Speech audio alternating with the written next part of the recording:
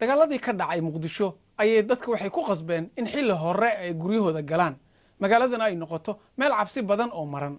Hadda oo ay xaaladda ammaanka soo hagaagayso waxa soo laabanaya nolosha habeenkii. Wariyaha BBC-da Muqdisho Cali Nuur Salaad ayaa warbixintan nooga soo diray. waa 9 fiidnimo xilliga Muqdisho. duulimaadyaduna waa kuwa si caadi ah u soo degaya una duulaya. waa waji cusub oo nolosha habeenkii Muqdisho ay yeelanayso. waa wadada ugu mashquulka badan Muqdisho.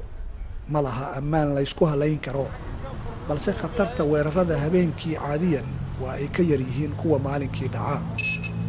nolosha habeenkii Muqdisho waxa ay si tartiib ah ugu soo laabanaysaa sidii ay barisamaad ahayd. taa waxaa laga dheehan karaa suuqyada iyada oo ganacsataduna ay waqti dheeraad ah u heleen macaamiishooda habeenkii dukaamaysta.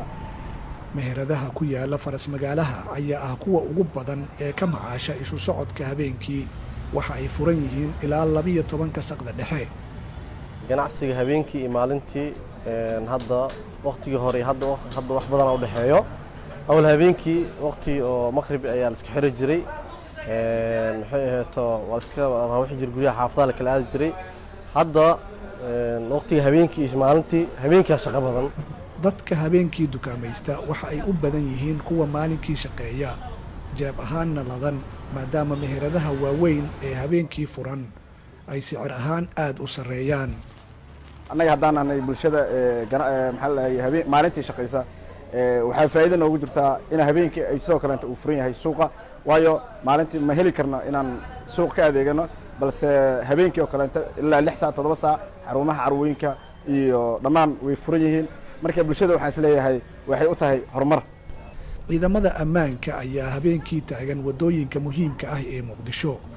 waxa ay baarayaan gawaarida iyaga oo baadi goobaya gawaari sida warxaha qarxa iyo sidoo kale waxyaabo ka soo horjeeda ammaanka, balse taa ma aanay joojin in ay weerar dhacaan.